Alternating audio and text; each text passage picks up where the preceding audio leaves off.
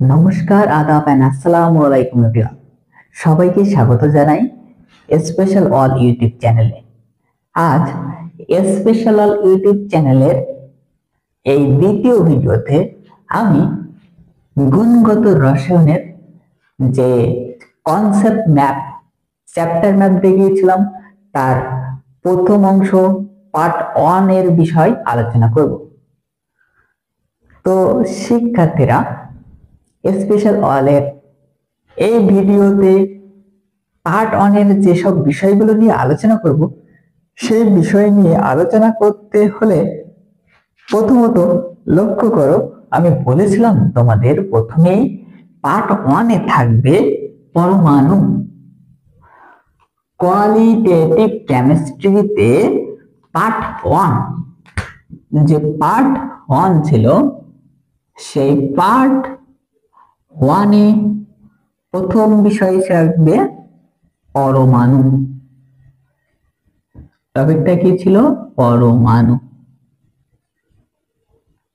Part 1 এ প্রথম বিষয় পরমাণু।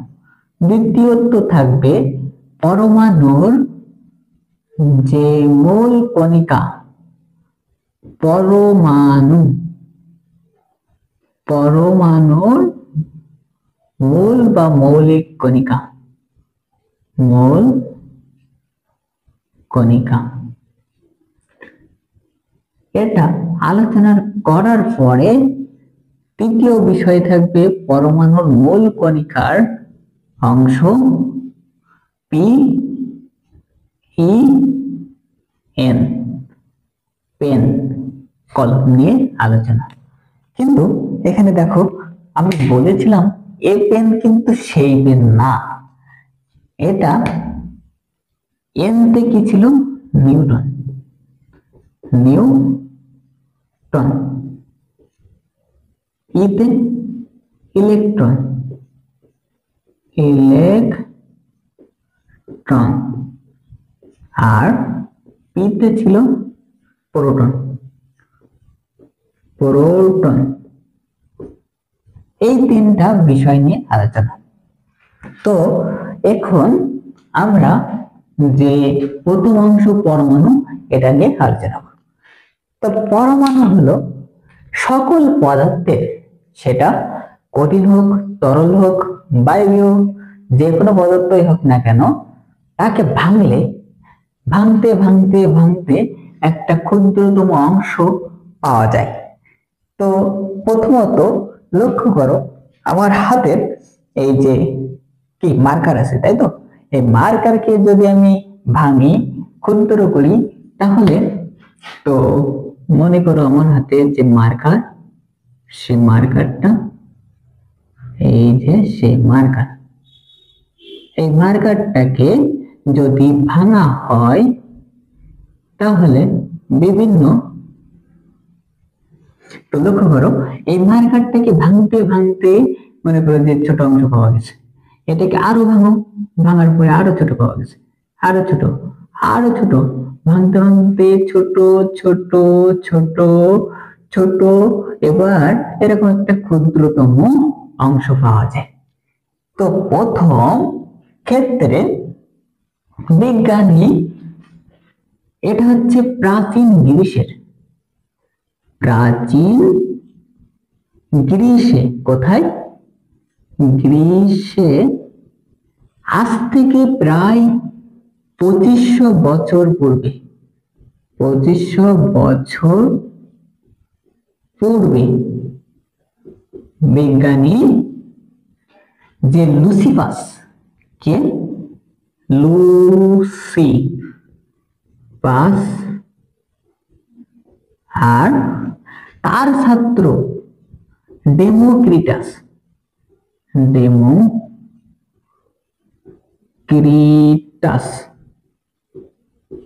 এই পরমাণু সম্পর্কে প্রথম অভিব্যক্ত বা একটা ধারণা প্রকাশ করেন। কে? লুসিফাস ও ডেমোক্রিটাস। এই লুসিফাস ও ডেমোক্রিটাস বলেন, কোন পদার্থকে ভাঙতে ভাঙতে একটা এমন একটা অবস্থানে যায়, যে এককটাকে তারা নাম দেন অ্যাটম, ATOM, অ্যাটম অর্থাৎ পরমাণু। এই পরমাণুকে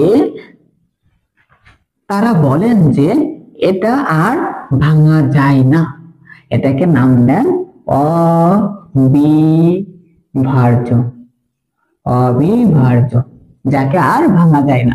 এই ক্ষুদ্রতম এককটার নাম দেন অবিভাজ্য, এই কণাকে আর ভাঙা যায় না। এটা কিন্তু একটা মিথ্যা কথা, এটা একটা মিথ্যা কথা। তো প্রথমেই আমরা কি একটা মিথ্যা কথা নিয়ে এত কিছু আলোচনা করলাম। তো এবার লক্ষ্য করো, এই যে মিথ্যা কথা অ্যাটম অবিভাজ্য, যাকে আর ভাঙা যায় না, অবিভাজ্য অর্থাৎ কি বিভাজ্য নয়, এটা না বোধক হিসেবে আসায় দেখো অবিভাজ্য, বিভাজ্য নয়। এবার লক্ষ্য করো, পরবর্তীতে এই ধারণার বিপরীত কথা বলেন কে? একজন দার্শনিক, বিখ্যাত দার্শনিক। এই ধারণার বিরুদ্ধে কথা বলেন কে? দার্শনিক, বিখ্যাত দার্শনিক অ্যারিস্টটল।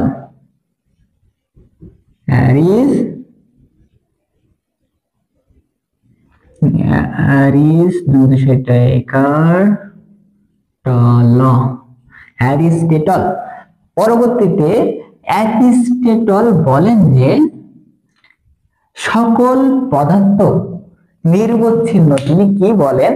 তিনি বলেন যে পদার্থকে ক্ষুদ্র থেকে ক্ষুদ্রতর অর্থাৎ যত ইচ্ছা ভাঙা যায়, এটা কে বলেন? এই যে অ্যারিস্টটল পরবর্তীতে বলেন যে পরমাণু, পরমাণু নিরবচ্ছিন্ন,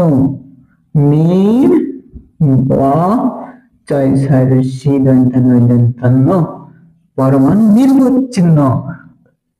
এর অর্থ হলো পরমাণুকে ভাঙলে, এই ভাঙতে ভাঙতে যদি ক্ষুদ্র করা হয়, তাকে যত ইচ্ছা তত ক্ষুদ্রতম অংশ ভাগ করা যায়।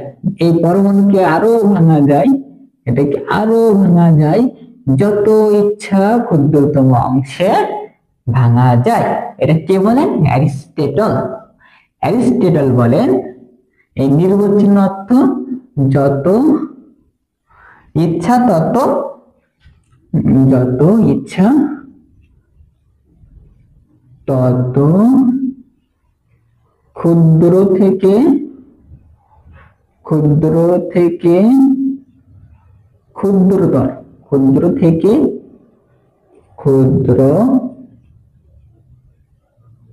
ক্ষুদ্রতর করা যায়।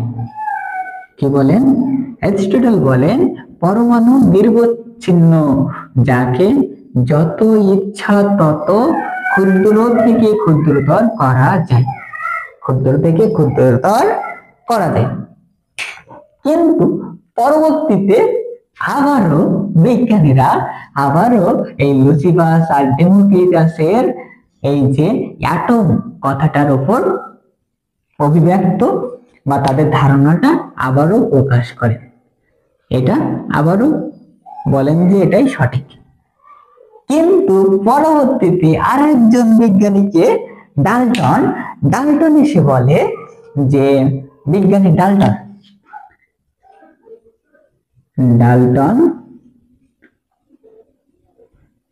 ডাল্টন পরবর্তীতে আবারও তিনি এই যে অ্যারিস্টটলের মতবাদকে সমর্থন করেন আর এই পরমাণুর সম্পর্কে তিনি কিছু সিদ্ধান্ত প্রকাশ করেন।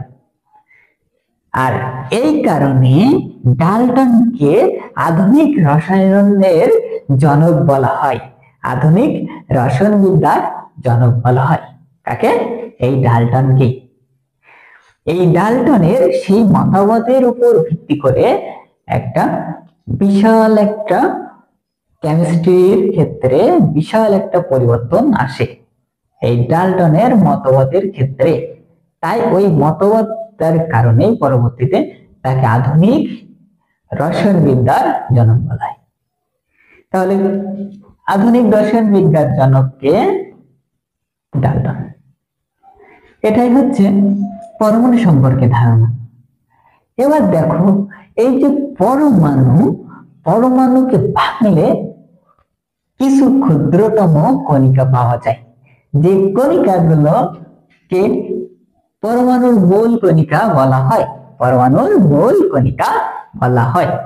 তো এগুলো সম্পর্কে আমরা এবার বিস্তারিত আলোচনা করব। তার জন্য আমি এখানে একটু পরিষ্কার করে নিই যে এখানে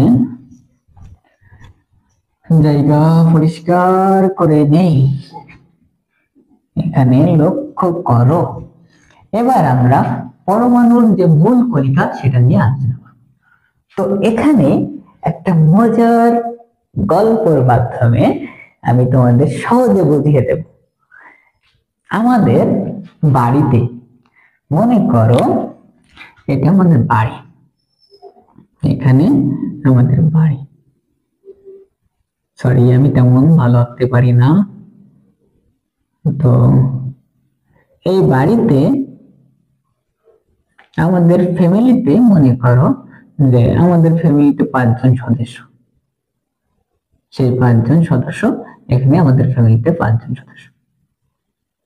এবার একদিন কি হলো, কিছু আত্মীয় আমাদের বাড়িতে বেড়াতে আসছে, কিছু আত্মীয় আমাদের বাড়িতে বেড়াতে আসছে। এবার ওই আত্মীয়দের সাথে একজন নতুন একটা আন্টি আছে যাকে আমি চিনি না। তো আমার মা তাদের সাথে আমার পরিচয় করিয়ে দেয়। তো সেখানে যে নতুন আন্টি আসছিল, সেই নতুন আন্টির একটা মেয়ে ছিল, সে খুব বাজি। তাহলে কি বললাম, আমাদের বাসায় কিছু আত্মীয় আসে। প্রথমত আমাদের বাসায় ফ্যামিলিতে কিছু সদস্য থাকে, এটা হচ্ছে ফ্যামিলির সদস্য, মনে করো যে পরিবারের সদস্য, পরিবারের সদস্য সদস্য পরবর্তীতে কিছু আত্মীয় আসে, আত্মীয় এই আত্মীয়দের মধ্যে লক্ষ্য করো, এই আত্মীয়দের মধ্যে আমার একটা নতুন আন্টি আসে। কি আছে? নতুন আন্টি, নতুন আন্টি। আর ওই আন্টির সাথে ওই নতুন আন্টির নতুন আন্টির একটা পাজি মেয়ে ছিল, সেই পাজি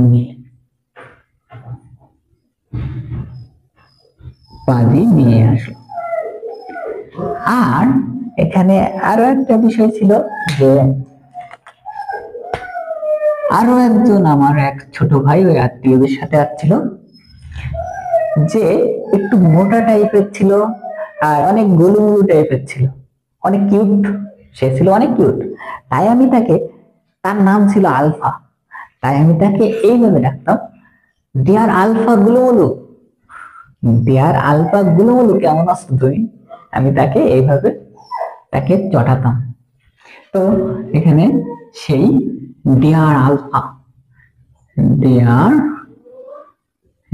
এল এফ আলফা, ডিয়ার আলফা, সেই আমার প্রিয় ভাইয়ের নাম কি? আলফা।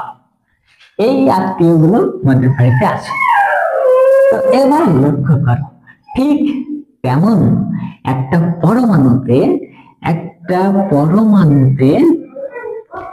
এই যে পরমাণু বলছিলাম, একটা পরমাণুতে ঠিক তেমন এরকম যে ভাগ, লক্ষ্য করো, 3টা অংশ থাকে, 3টা অংশ থাকে। কি? পরিবারের সদস্য। ঠিক তেমন পরমাণুতে যে অংশগুলো থাকে স্থায়ী ভাবে, সেইগুলোকে বলা হয় স্থায়ী মূল কণিকা। কি? এই পরমাণুর মূল কণিকার মধ্যে রয়েছে প্রথমত স্থায়ী মূল কণিকা, দ্বিতীয়ত অস্থায়ী অস্থায়ী মূল কণিকা। তৃতীয়ত কম্পোজিট কম্পোজিট কম্পোজিট মূল কণিকা।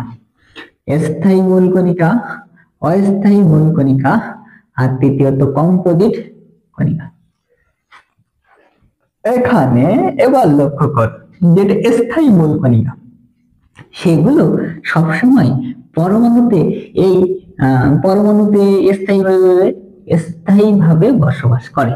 যেমন পরিবারের সদস্য সংখ্যা, তারা পরিবারে প্রতিনিয়ত সবসময় উপস্থিত থাকে। ঠিক তেমন পরমাণুতে যে মূল কণিকাগুলো স্থায়ীভাবে বসবাস করে, স্থায়ীভাবে অবস্থান করে, সেগুলোকে স্থায়ী ভাবে অবস্থান করে, অবস্থান করে, সেগুলো হলো স্থায়ী মূল কণিকা। সকল মৌলের, এগুলো কিন্তু সকল মৌলের পরমাণুতে, সকল মৌলের বা সকল পদার্থের পরমাণুতে এগুলো থাকে। কি কি? এই স্থায়ীভাবে সকল মৌলের পরমাণুতে যেগুলো অবস্থান করে সেগুলোই স্থায়ী মূল কণিকা।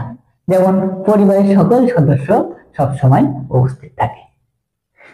তাহলে এই স্থায়ী মূল কণিকাটা সহজে একটা মনে করে রাখা যায়। সেই টেকনিকটা কি? দেখো, আমি প্রথমেই বলেছিলাম যে পেন, কি বলেছিলাম? পেন। স্থায়ী মূল কণিকার প্রথম অংশ মুখস্থ করে রাখতে হবে, পেন। পেন, এনতে কি? নিউটন, নিউটন, ইতে ইলেকট্রন, ইলেকট্রন, আর পিতে প্রোটন, প্রোটন। এই তিনটা কণিকা সকল পদার্থের মধ্যে উপস্থিত থাকে। তো লক্ষ্য করছো, এই তিনটা পরমাণুকে তুমি এই কণিকাগুলোকে পেন, কলম এই শব্দটার মাধ্যমে সহজে মনে করে রাখতে পারো। এবার দ্বিতীয়ত দেখো অস্থায়ী মূল কণিকা। অস্থায়ী, যেগুলো স্থায়ী না, যেগুলো স্থায়ী না, যেমন এই আত্মীয়, আত্মীয়রা, এখানে যে আত্মীয় যে মান, এখানে যে আত্মীয়, আত্মীয় এইগুলো দেখো স্থায়ী না, কারণ তারা দেখো কিছুদিনের জন্য আসে, পরবর্তীতে আবার কিছু সময় পরে চলে যায়, কিছু সময় পরে চলে যায়। ওই ঠিক তেমন সেই আত্মীয়রাই অস্থায়ী ভাবে অবস্থান করে। পরমাণুতেও ঠিক তেমনি অস্থায়ী ভাবে, সেটা হচ্ছে অল্প সময়ের জন্য, অল্প সময়ের জন্য যে কণিকাগুলো অবস্থান করে, যে কণিকাগুলো অবস্থান করে, যে কণিকাগুলো অবস্থান করে, অবস্থান করে। তাহলে দেখো, অল্প সময়ের জন্য যে কণিকাগুলো অবস্থান করে সেগুলোই কি? অস্থায়ী মূল কণিকা। এবার দেখো, এই অস্থায়ী মূল কণিকা অনেকগুলো আছে, যেগুলো মনে করে রাখার জন্য আমি একটা সুন্দর একটা টেকনিক দিব। দেখো, লক্ষ্য করো, এখানে সেই নতুন আন্টি, কি নতুন আন্টি, ওই নতুন আন্টির পাজি মেয়ে আমাদের বাড়িতে আসার পরে একদিন সে আমাদের বাড়ি থেকে কিছুটা দূরে একটা কি বাগিচা আছে, বাগান, গার্ডেন। ওই গার্ডেনটা হচ্ছে কি অনেক বড় এলাকা জুড়ে আছে। সেখানে বিভিন্ন ধরনের গাছ, ফুলের গাছ আছে। অনেকেই সেখানে বেড়াতে আসে। সেদিন কি করলো, এই পাজি মেয়েটাও সেদিন সেখানে ঘুরতে গিয়েছে। ঘুরতে যাওয়ার পরে সেখানে একটা ছেলেকে দেখে সে মনে করো যে ক্রাশ খেয়েছে, কি করলো, ক্রাশ খেয়েছে। তাহলে এবার সে ওই গার্ডেনে যে সে তার মনের মানুষ পেল। তো এই কাহিনীটাকে দেখো আমি কিভাবে লিখি, কিভাবে লেখা যায় দেখো। এই যে নতুন আন্টি, তো এটাকে আমি একটু ইংরেজিতে লিখি নিউ আন্টি, নিউ আন্টি। তাহলে নিউ আন্টির পাজি মেয়ে কি কোথায় বসে, গার্ডেনে বসে, গার্ডেনে বসে মনের মানুষ পেল, মনের মানুষ, মনের মানুষ পেল। কি হলো, নিউ আন্টির পাজি মেয়ে গার্ডেনে বসে মনের মানুষ পেল। এটার মাধ্যমে দেখো কিভাবে মনে করে রাখা যায়, লক্ষ্য করো। এখানে নিউ আন্টি, নিউ আন্টি, তো এই নিউ এন থেকে এখানে নিউ দ্বারা তোমাকে মনে করে রাখতে হবে নিউট্রিনো, দন্তনের শিরস্ব নিউ ট্রিনো, নিউট্রিনো। আন্টি অর্থ অ্যান্টি নিউট্রিনো, অ্যান্টি নিউট্রিনো।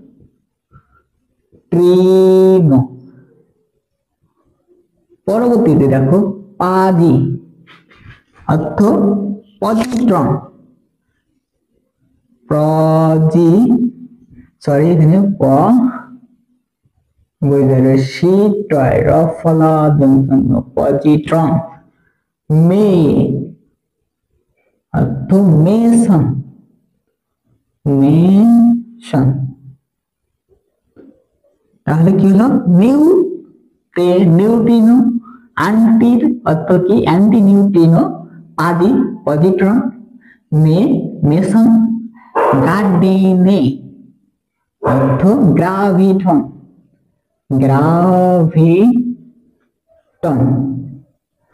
পরবর্তীতে দেখো বসে, বসন, বসন, বসে বসন মনের মানুষ, নিউন, নিউন, নিউন। আর পেলো পায়ন, পায়ন। কি হলো, এগুলো মনে করে রাখতে হবে। দেখো নিউ অর্থ নিউট্রিনো, আন্টি অর্থ অ্যান্টি নিউট্রিনো, পাজি অর্থ পজিট্রন, মে অর্থ মেসন, গার্ডেনে অর্থ কি গ্রাভিটন, বসে বসন, মনের মানুষ নিউন, পেলো পায়ন, পেলো পায়ন। এখানে দেখো পেলো পায়ন, কি পেলো, মনের মানুষ পেয়েছে কিন্তু। আচ্ছা তোমরা কি কেউ তাহলে পেয়েছো? আমি কিন্তু এখানে মনের মানুষ দিয়ে দিলাম কাকে, ওই পাজি মেয়েটাকে। ওকে, তো থাক এই পর্যন্তই। পরবর্তীতে থাকছে দেখো এই যে কম্পোজিট, কম্পোজিট। এখানে দেখো আমি বলেছিলাম সেই আমার ছোট ভাই কি আলফা, আলফা, আলফা কেমন ছিল, একটা গুলুমুলু টাইপের, এই যে গুলুমুলু টাইপের ছোট ভাই, গুলুমুলু টাইপের। সে কেমন ছিল দেখতে, মোটা, কেমন টাইপের, মোটা, গুলুমুলু। তো সেই ডিয়ার আলফা, ডিয়ার আলফা গুলুমুলু তুমি কোথায় ছিলে, এই তো। আচ্ছা দেখো ঠিক তেমন কম্পোজিট কণিকা, কম্পোজিট কণিকা। এখানে কম্পোজিট পরমাণুতে, পরমাণুতে ঠিক তেমনি কিছু ভারী কণিকা থাকে, ভারী কণিকা, কণিকা, ভারী কণিকা। এই যে ভারী কণিকা গুলো যেমন এই সেই ডিয়ার আলফা, কি লিখি DEAR ডেয়ার, LFA আলফা। এখানে দেখো এই সেই ডেয়ার আলফা ভারী কণিকা, তো সেই ভারী কণিকা দিতে হলো ডেয়ার থেকে আসলো ডিউটেরন, মনে করে রাখো ডিউটেরন, ডিউটেরন আলফা, আলফা থেকে নাম আসলো আলফা,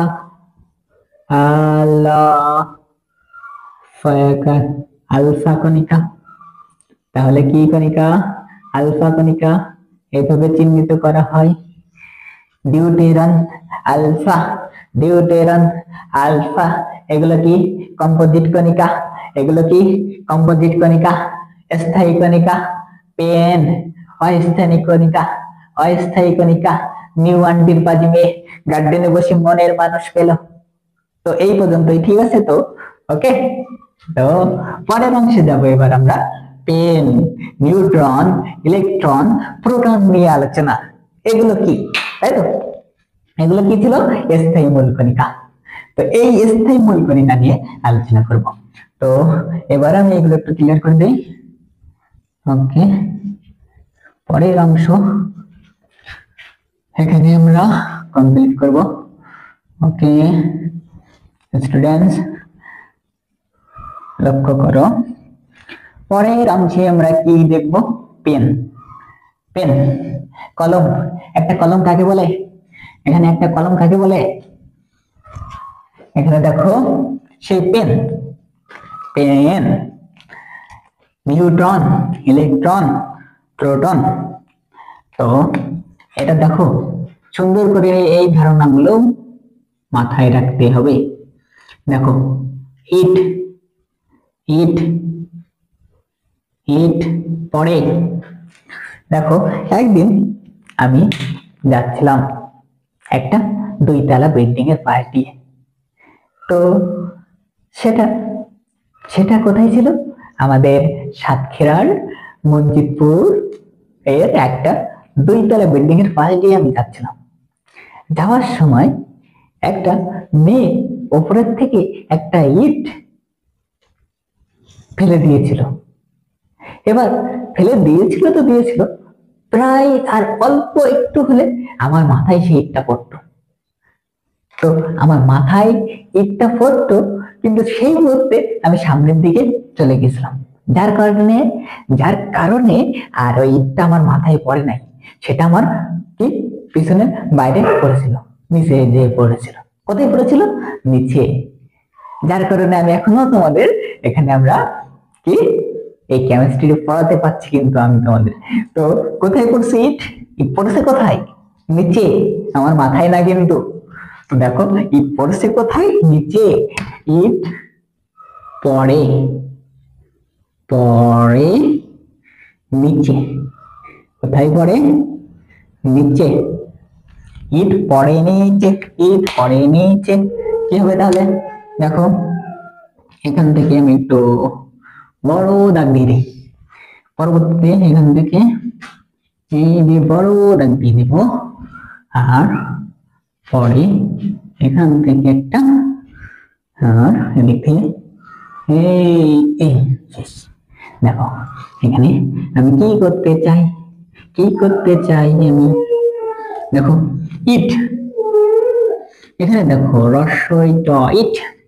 রস্বইতে এখানে ইলেকট্রন, ইলেকট্রন কি হলো? ইলেকট্রন। আর টতে এই যে ইলেকট্রন কে আবিষ্কার করে? Thomson, sorry sorry sorry sorry, Thomson না, থমসন। এখানে ট আমি উচ্চারণ করলাম ট না বলে থমসন, থমসন। কি হলো? থমসন। ইট ইলেকট্রন কে আবিষ্কার করছে? থমসন। ইট কিন্তু থমসন আবিষ্কার করে নাই, ইলেকট্রন আবিষ্কার করছে থমসন, থমসন। পরে অর্থ প্রোটন, প্রোটন কি হলো? প্রোটন। প্রোটন কে আবিষ্কার করে? Rutherford, Rutherford. ফোর্ড কে আবিষ্কার করেন? রাদারফোর্ড। নিচে দন্তান্ন রশ্মি চে, নিচে দন্তান্ন রশ্মিতে নিউটন, নিউট্রন।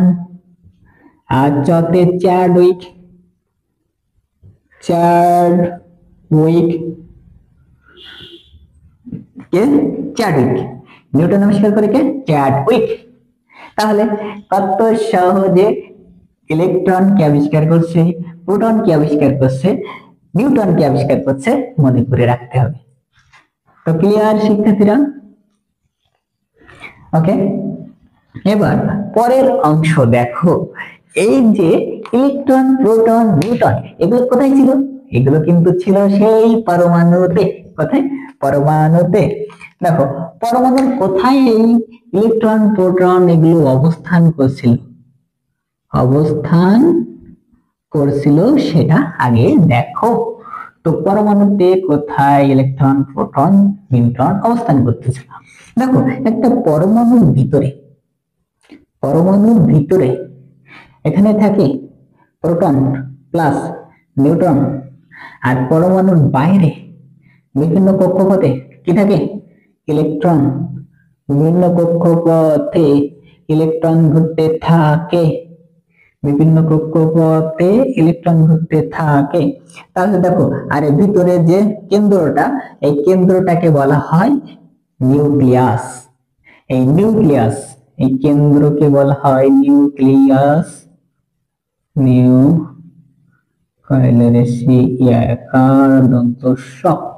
নিউক্লিয়াস। নিউক্লিয়াসে তাহলে কি কি থাকে? এই যে কেন্দ্র, এই কেন্দ্রটাকে নাম দেওয়া হয়, পরমাণুর কেন্দ্রকে নিউক্লিয়াস। নিউক্লিয়াসে কি কি থাকে? Proton, neutron. আর বাইরে কক্ষপথে, এখানে কি এই যে কক্ষপথ ছিল, এই কক্ষপথে কি ঘুরতে থাকে? ইলেকট্রন ঘুরতে থাকে। তাহলে এখানে অবস্থানগুলো কি কি বললাম? নিউক্লিয়াসে থাকবে প্রোটন আর নিউট্রন, আর কক্ষপথে থাকবে ইলেকট্রনের যে অবস্থান। তাহলে ইলেকট্রন কোথায় অবস্থান থাকে? কক্ষপথে। কক্ষপথে। আর প্রোটন থাকে নিউক্লিয়াসে, অর্থাৎ কেন্দ্রে। নিউক্লিয়াস, নিউক্লিয়াস অর্থ কেন্দ্রে। এখানে নিউট্রনও থাকে কোথায়? নিউক্লিয়াসে। নিউক্লিয়াসে। কোথায় থেকে? নিউক্লিয়াসে। এই হলো তিনটা যে প্রোটন, ইলেকট্রন, নিউট্রন কোথায় অবস্থান করে তার ঠিকানা, তার বাড়ি। তার বাড়ি কোথায়? এই যে নিউক্লিয়াস, নিউক্লিয়াস আর কক্ষপথ। এখান থেকে মুখস্থ করে নাও, ভিডিও দেখার সাথে সাথে মুখস্থ করে নাও, যেন পরবর্তীতে আর মুখস্থ করা না লাগে। এবার দেখো আমরা এর ভর, ইলেকট্রন, প্রোটন, নিউট্রনের ভর নিয়ে আলোচনা করব। তো আমরা এবার কি বাটখারা নিয়ে বসে যাব, নাকি ওই যে মিটার, ইলেকট্রিক যে মিটার আছে ওই মিটার নিয়ে বসে যাবো, যে ইলেকট্রনের ভর মাপার জন্য, প্রোটনের ভর মাপার জন্য? তো এটা কিন্তু অনেক কষ্টসাধ্য, আমাদের পক্ষে কঠিন। তো ওইরকম না, যে বিজ্ঞানীরা যেগুলো বলে দিয়েছে আমাদের সেই মানগুলো মনে করে রাখতে হবে। কি কি? ইলেকট্রনের ভর 9.11 into 10 inverse 9.11 9.11 into 10 inverse 28 গ্রাম। এটা দেখো গ্রাম, এই গ্রামটাকে বলা হয় CGS। CGS কি হলো? CGS। এই যে সি কে বলা হয়, সিটাকে বলা হয় সেন্টিমিটার, জিটাকে বলা হয় গ্রাম, আর এস টাকে বলা হয় সেকেন্ড। CGS অর্থাৎ গ্রাম বা সেন্টিমিটার বা সেকেন্ড থাকবে যেখানে, সেই এককগুলো। তো এখানে কি আছে? গ্রাম। গ্রামটা কি? CGS একক।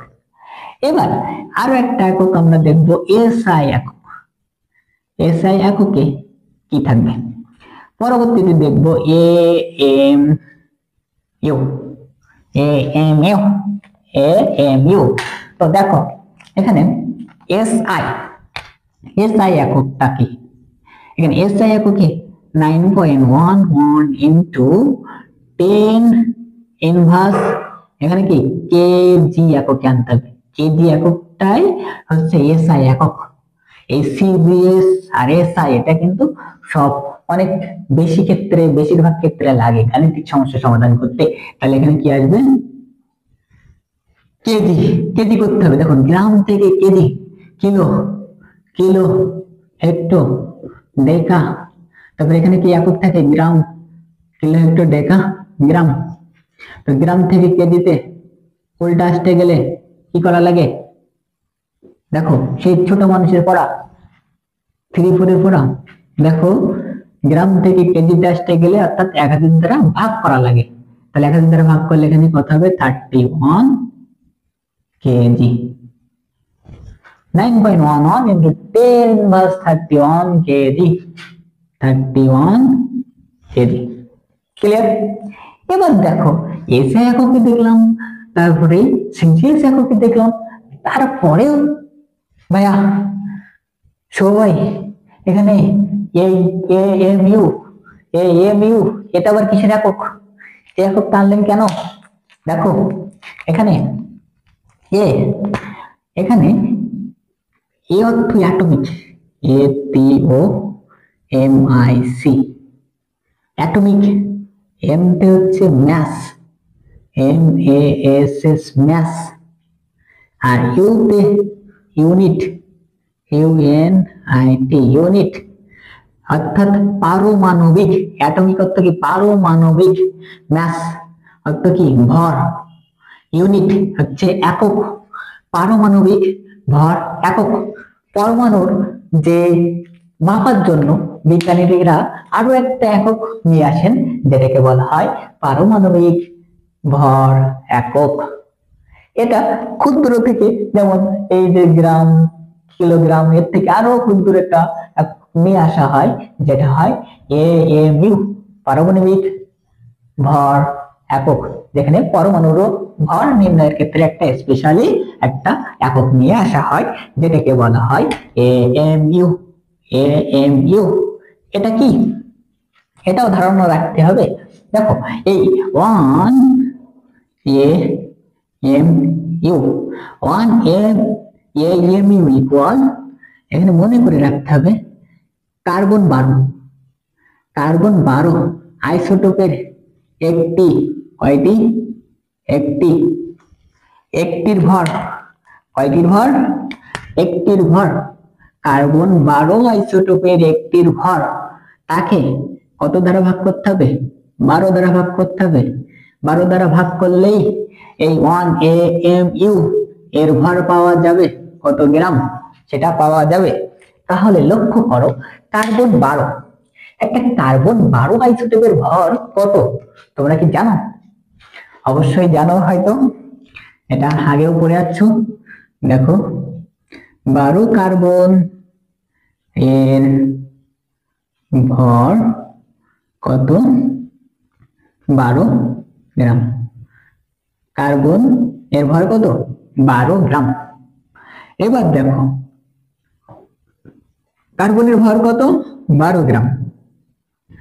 এবার লক্ষ্য করো আমরা যখন 9 10 পড়ে যাচ্ছি, দেখো 1 মোল ইকুয়াল যে গ্রাম পারমাণবিক ভর, এখানে কার্বন, কার্বনের গ্রাম পারমাণবিক ভর কত ছিল? 12 গ্রাম। তাহলে লক্ষ্য করো এই যে 12 গ্রাম, 12 গ্রাম, এটাকে 12 না দিয়ে এখানে আমি, দেখো লক্ষ্য করো এটা এইভাবে পড়া হচ্ছে 1 মোল পরমাণু ইকুয়াল এম, কোনো কিছুর পারমাণবিক ভর ইকুয়াল কত? দেখো 6.023 ইন্টু 10 টু দি পাওয়ার 23। দেখো 23 এখানেও কি 23 টি পরমাণু। এটা দেখো ছিল 1 মোল ইকুয়াল ওই যে তার হচ্ছে পারমাণবিক ভর ইকুয়াল 6.023 ইন্টু 10^23t। এখানে দেখো 23t কেন লিখলাম এটা আমি? কারণ দেখো আমি বলছি এখানে একটি কার্বনের ভর, একটি কার্বনের ভর। তাহলে এই যে 6.023 ইন্টু 10^23t এর ভর কত? এই যে এম এর তো কত গ্রাম ছিল এখানে? 12 গ্রাম। কত গ্রাম ছিল? 12 গ্রাম। তাহলে একটির ভর কত? দেখো এখানে একটির ভর নির্ণয় করতে চাচ্ছি, উল্টা উল্টা করো। দেখো একটির ভর, এখানে ভর কত ছিল? 12। তাহলে 12 গ্রাম উপরে, আর নিচে কি কতটি? এইটা নিচে এসে গেল 6.023 ইন্টু 10^23। কি একটু উল্টা করলাম কিন্তু। এই যে 6.023 ইন্টু 10^23 টির ভর কত ছিল? 12 গ্রাম। একটার ভর, তাহলে বেশিটার ভর যদি অত 12 গ্রাম থাকে, এটা কি এটা ভাগ করে দিতে হয়। একটার ভর জানতে চাই, বেশি থেকে কম একটাতে জানতে চাইলে সবসময় ভাগ করা লাগে। তাহলে এখানে দেখো 12 গ্রামকে কত দ্বারা ভাগ করে দিলাম? এই যে 6.023 ইন্টু 10^23 ভাগ করে দিলে একটা মান পাবো। সেটা কিসের মান? সেটা মান এই যে কার্বন 12 এর ভর। এখানে কত পেয়েছি? এখানে দেখো কত কত, এটা হচ্ছে 12 ভাগ কত পেয়েছি? 6.023 ইন্টু 10^23t। আর পরবর্তীতে নিচে কত হবে? 12 দ্বারা ভাগ। তাহলে এটা একটু ক্যালকুলেশন করো, কি আসে? 12 বাই কত? 6.023 ইন্টু 10^23। আর পরবর্তীতে ভাগ তুলে দাও। এই ভাগ তুলে দিলে কি হয়? গুণ এসে যায়। আর গুণ হলে এখানে 12 নিচে মনে মনে 1 থাকলে এটাকে উল্টিয়ে যায়, ভাগের পরিবর্তে গুণ দিয়ে দিলে এই 1 উপরে চলে যাবে, আর 12 এখানে নিচে নেমে যাবে। তো এখানে লক্ষ্য করো 1/12। তো এই নিচে 12 উপরে 12 কাটা হয়ে গেল। তাহলে কি আসে? 1 কে এই যে 6.023 ইন্টু 10^23 দ্বারা ভাগ করলে 1 AMU এর গ্রাম এর ভর বের হয়ে যাবে। গ্রামে ভর কত বের করো, তাহলে ক্যালকুলেট করো কত আসবে। তাহলে এখানে গ্রামে ভর আসবে, ক্যালকুলেট করো। ক্যালকুলেটটা কই দেখি আমার, এখানে ক্যালকুলেটে কত? 1 কে এই যে এই সংখ্যাটা দ্বারা ভাগ, 1 ভাগ 6.023 ইন্টু 10^23 এটা দ্বারা ভাগ করলে আসে 1.66 ইন্টু 10^24 কত আসে? 1.66 ইন্টু 10^24 গ্রাম। 1.66 ইন্টু 10^24 গ্রাম। তাহলে এই যে সম্পর্কটা কি পেয়েছি দেখো, 1 AMU equal 1.66 into 10^24 গ্রাম। তো এখানে লক্ষ্য করো, যদি তুমি অ্যাটম থেকে গ্রামে যেতে চাও, সোজা অ্যাটম থেকে গ্রামে যেতে চাও, তাহলে তোমায় সেখানে কি করতে হবে? আবার গ্রাম থেকে যদি অ্যাটমে আসতে চাও, এটা একটু লক্ষ্য রাখতে হবে সব সময়। যেমন দেখো এখানে এদিক থেকে কিলো একটু ডেকা, কিলোর দিক থেকে যখন আমি গ্রামের দিকে যাই, বাম থেকে ডানের দিকে যাই, তখন কি হয়ে যায়? গুণ করতে হয়। আবার দেখো উল্টা যখন এইভাবে আসা হয় গ্রাম থেকে, তখন কেজিতে করতে গেলে সেখানে কি ভাগ করা লাগে। ঠিক তেমন AMU একক থেকে যখনই গ্রাম করতে যাব, তখন কি করতে হবে? গুণ করতে হবে।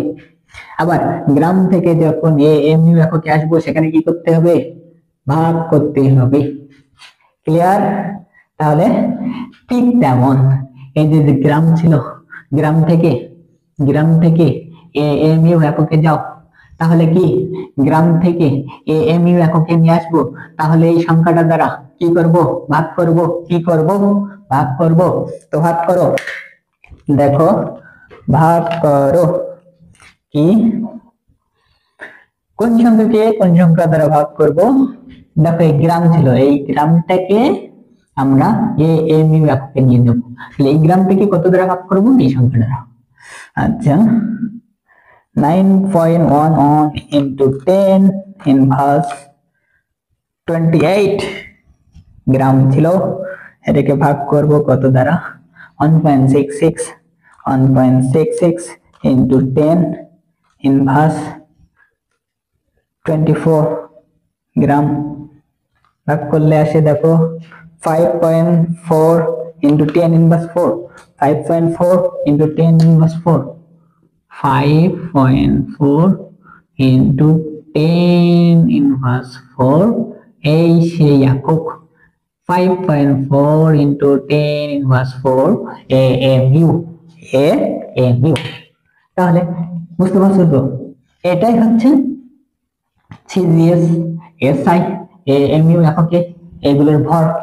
এবার পরবর্তীতে দেখো এই যে প্রোটনের ভর কত? প্রোটনের ভর লক্ষ্য করো 1.673, তাহলে এটার ভর আসবে 1.673 into 10 inverse 24, 10 inverse 24 গ্রাম। এটা কি সিজিএস এককে। পরবর্তীতে দেখো 1.673 into 10 inverse 24 ছিল, তাহলে 1000 দ্বারা ভাগ করলে 27 কেজি। এটা কি এক্সআই এককে মান। পরবর্তীতে এখান থেকে এই গ্রাম থেকে যদি আমরা এএমইউ অ্যাটমিক মাস ইউনিট কেন নিয়ে আসলাম? এটা হচ্ছে পরমাণুর ভর নির্ণয়ের একটা একক, যেটা পরমাণুর ভর নির্ণয়ের ক্ষেত্রে শুধু ব্যবহৃত হয়। তো এখানে দেখো কি আসবে, এখানে আবারও সেই তাই গ্রাম থেকে আমরা কি যাব? এএমইউ এককে। তাহলে গ্রাম থেকে এএমইউ এককে যেতে গেলে এই সংখ্যার দ্বারা ভাগ করতে হবে। তো ভাগ করো আবারও, ক্যালকুলেটর কই তুমি?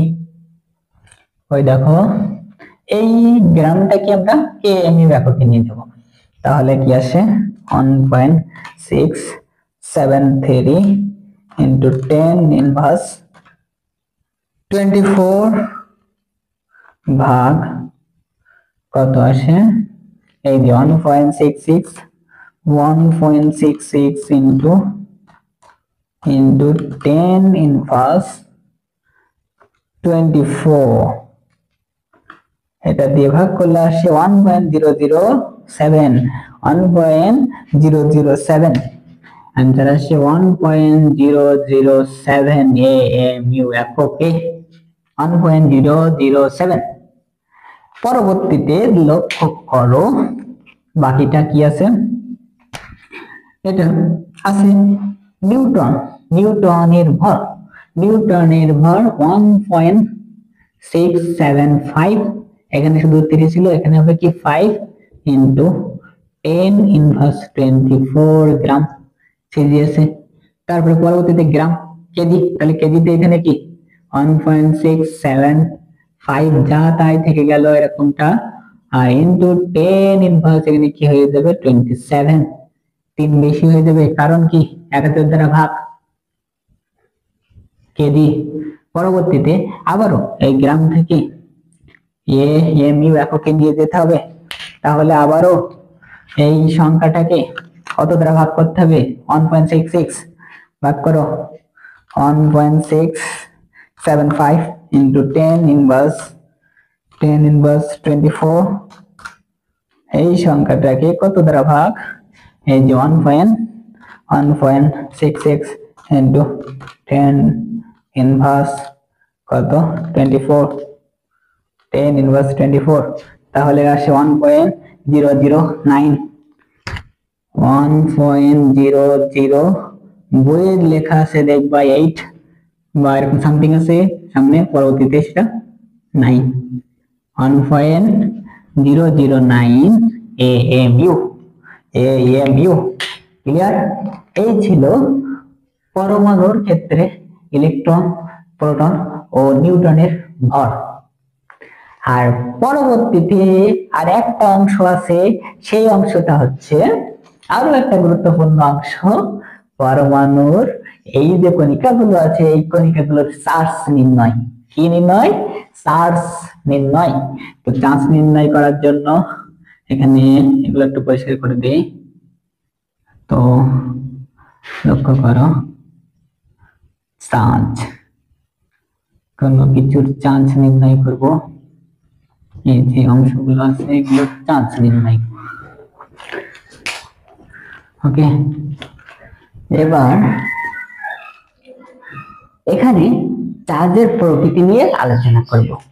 চার্জের প্রকৃতি বা তার মান, চার্জের মান। এখানে লক্ষ্য করো, চার্জ, এখানে চার্জ ও ঠিক তেমন কয়েকটা এককে মাপা যায়। সেই চার্জ, এখানে ইলেকট্রনের চার্জ, দেখো ইলেকট্রন এর চার্জের প্রকৃতি কেমন? নেগেটিভ। এটাকে বোঝায় মাইনাস অর্থ বোঝায় চার্জের প্রকৃতি,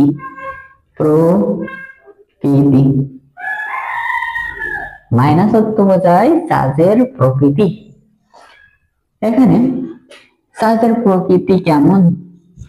নেগেটিভ। প্রোটনের ক্ষেত্রে চার্জের প্রকৃতি পজিটিভ, কিন্তু এখানে নিউটনের চার্জ সংখ্যা 0, আন্ডা, তার কোনো মান নেই, সে নিরপেক্ষ, ধনাত্মক না ঋণাত্মক না, তাই সেখানে কি দিয়ে দিব? আন্ডা 0। নিউটনের চার্জের প্রকৃতি কি? ধনাত্মক নয় ঋণাত্মক নয়, নিরপেক্ষ। কি? নিরপেক্ষ, আর তার মান 0। নিরপেক্ষ, তার মান 0। এবার দেখো এই চার্জের মান, অর্থাৎ এখানে যে ইলেকট্রনের চার্জের মান কত? ইলেকট্রনের চার্জের মান 1.6 into 10⁻19 কুলম্ব। একক কি? কুলম্ব। এই কুলম্ব একক ছাড়াও এই চার্জের মান নির্ণয়ের জন্য আরো 2টা একক আছে। সেই 2টা একক আমার 2 বান্ধবীর নামে মিলে যায়। সে একক 2টা কি জানো?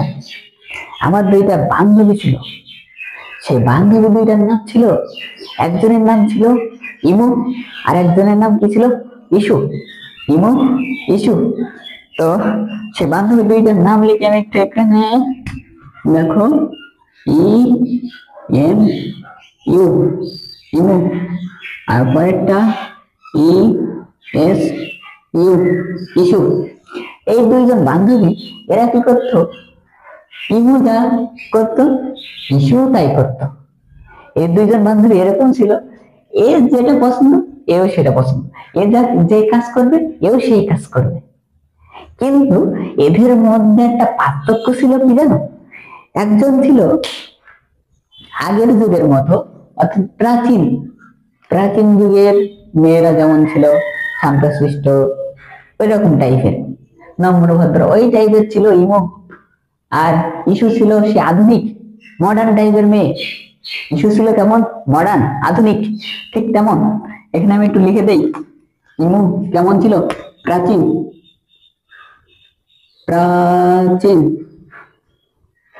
আর ইস্যু আধুনিক।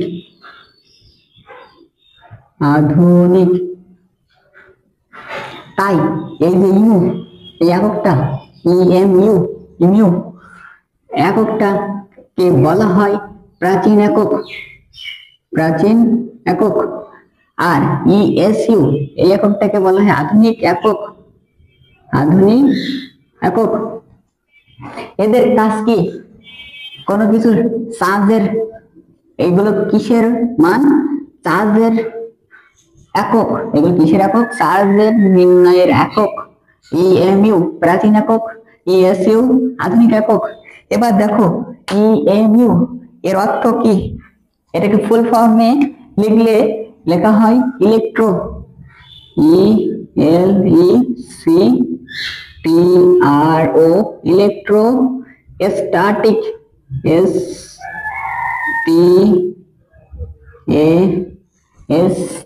এসটিএটিআইসি, টিআইসি স্ট্যাটিক, দেখো ইলেকট্রো স্ট্যাটিক ইউনিট, ইউএনআইটি ইউনিট। ঠিক তেমন দেখো বলছিলাম এ যে কাজটা করে ইস্যু সেই কাজটা করে, তাহলে এর মান ইলেকট্রো স্ট্যাটিক ইউনিট। এটাও কি ইলেকট্রোস্ট্যাটিক ইউনিট, এটাও ইলেকট্রোস্ট্যাটিক ইউনিট। অর্থাৎ ইলেকট্রনের যে চার্জ সেটা নির্ণয়ের একক, এটা হচ্ছে প্রাচীন যুগের প্রাচীন একক, এটা হচ্ছে এখন আধুনিক আধুনিক একক। সেই মডার্ন ইস্যু কেমন ছিল, মডার্ন নেই। এবার লক্ষ্য করো এই যে coulomb, E M U, E S U, coulomb, emu আর ইস্যু, এই তিনটে এককে কনভার্ট করা অর্থাৎ একটা থেকে অন্যটায় রূপান্তর করা, এটার জন্য একটা সহজ নিয়ম লিখে দিব। দেখো এই তিনটার মধ্যে সম্পর্ক 10 coulomb equal 10 coulomb equal 1 EMU, 1 ইমু, 1 ইএমইউ, ইমু ইকুয়াল এখানে 3 ইনটু 10, 10 মনে করে রাখতে হবে 10, 10 এর 10 to the power 10 ESU, issue. কি বললাম এখানে, এই সম্পর্ক থেকে তুমি কুলম্বকে ইএমইউ এককে, ইমু এককে আর ইস্যু এককে নিয়ে যেতে পারবা। কিভাবে সেটা দেখো, এখানে এই কুলম দেওয়া আছে, 10 কুলম হচ্ছে 1 ইএমইউ, ইমিউ। তাহলে এখানে লক্ষ্য করো 1 কুলম ইকুয়াল 1/10 ইএমইউ, ইমু। এবার পরবর্তীতে 1.6 ইন্টু 10, এই এককটাকে এই কুলমটাকে আমরা ইএমইউ এককে নিয়ে যাব। তাহলে দেখো 1.6 ইন্টু 10 ইনভার্স 19 কুলম ইকুয়াল, এটা উপরে গুণ হয়ে যাবে 1 এর সাথে, 1 into 1.6 into 10 inverse 19 coulomb by এখানে 10 ইএসইউ, ইএসইউ নাকি সরি এখানে হবে ইএমইউ, ইমু। আউটটা কত, ইএমইউ মানটাকে বের করো, কিভাবে ক্যালকুলেট করো, 1.0, এখানে শুধু 10 ছিল, 10 দ্বারা ভাগ করলে আসে 1.6 ইনটু 10 ইনভার্স, এর থেকে 1 বেশি হয়ে যাবে 20 ইএমইউ। তাহলে এখানে কি লিখলাম, মাইনাস 1.6 ইনটু 10 ইনভার্স 20 ইএমইউ। এর পরবর্তীতে লক্ষ্য করো এই ইমু একক থেকে আমরা দেব এবার ইস্যু এককে, ইএসইউ, ইস্যু এককে। ইস্যু, ইমু আর ইস্যুর মধ্যে সম্পর্ক কি ছিল দেখো, 1 ইমু equal 3 into 10 to the power 10 ESU, issue, issue. তাহলে দেখো 1 ইএমইউ, ইমু ইকুয়াল ছিল 3 into 10 to the power 10 ESU, issue. মুখস্থ করে ফেলো, 10 কুলম ইকুয়াল 1 ইমু equal 3 into 10 to the power 10 issue. তাহলে 1 ইস্যু যদি এটা হয় তখন এখানে কত, সরি 1 ইমু সমান যদি 3 into 10 to the power 3 ESU, issue হয়, তাও ওই যে ইমু থেকে এই যে 1.6 into 1.6 into 10 to the power 10 inverse 20 ইমু ইকুয়াল কত হবে, তো একে ছিল এত, তারপর এইটাকে কত হবে দেখো 3 into 10 to the power 10 into গুণ করা যাবে এটা দ্বারা, তাই তো, গুণ করতে হবে 1.6 ইনটু 10 ইনভার্স 20 ইস্যু। ক্যালকুলেট করো কত আসে 3 into 10 to the power 10 to the power 10 into এর সাথে 1.6 ইন্টু 10 ইনভার্স 20 আসে 4.8 into 10 inverse 10 4.8 into 10 inverse 10 minus 4.8 into 10 inverse 10 দেখো আমাদের গাণিতিক সমস্যা সমাধানের ক্ষেত্রে এই যে মানটা কুলম্ব এর মান আর এই যে ইমু এর মান ইস্যু এই মানটা প্রয়োজন হয়, তাই এই দুইটা মান অর্থাৎ কুলম্বের সাথে ইমু এটা সহজে মনে করে রাখা যায় মাইনাস কত 19, এখানে কি মাইনাস 1 বেড়ে যাবে 20 আর এখানে কি হবে 4.8 into 10 inverse 10 ইস্যু ঠিক কেমন এখানে শুধু পরবর্তীতে প্রোটনের চার সংখ্যা নির্ণয়ের ক্ষেত্রে এখানে সেই একই সংখ্যা থেকে কিন্তু এখানে শুধু পজিটিভ মান আসে 1.6 into কত হবে 10 ইনভার্স 19 গুলো যা আসে তাই হবে, শুধু এখানে পজিটিভ এখানে নেগেটিভ।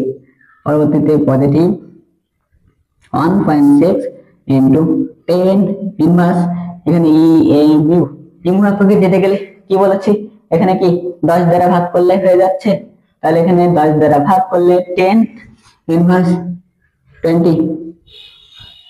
পরবর্তীতে পজিটিভ 1.6 into সরি এখানে ইস্যু এককে বের করতে গেলে ইস্যুতে কত মান ছিল দেখো 4.8, এখানে পজিটিভ 4.8 into 10 inverse 10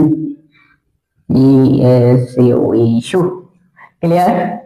তো লক্ষ্য করো এই ছিল আজকের বিষয়, এই ছিল পরমাণু যে মূল কণিকা সেই কণিকাগুলোর চার্জ ও চার্জের প্রকৃতি নির্ণয়। সহজে মুখস্থ করে ফেলো এখনই আমার সাথে সাথে। Minus 1.6 into 10 inverse 19 coulomb plus 1.6 into 10 inverse 19 coulomb 1.6 into 10 inverse 20 EMU 1.6 into 10 inverse 20 EMU minus 4.8 into 10 inverse 10 ESU 4.8 into 10 inverse 10 ESU issue আমার সেই বান্ধবী দুইটা এই পেয়ে গেলাম ইমু আর ইস্যু। ওকে, তো আজ এই পর্যন্তই, দেখা হচ্ছে পরবর্তী ভিডিওতে। আর সবাইকে সাথে থাকার জন্য স্পেশাল অল ইউটিউব চ্যানেলটা সাবস্ক্রাইব করে আমাকে আরো উৎসাহিত করবেন যেন পরবর্তী ভিডিওগুলো তোমাদের উপহার দিতে পারি। আর সেই প্রত্যাশা রেখে সবাইকেই আবারও সামনের ভিডিও দেখার আমন্ত্রণ জানিয়ে এখানেই বিদায় নিচ্ছি। Okay students, good bye.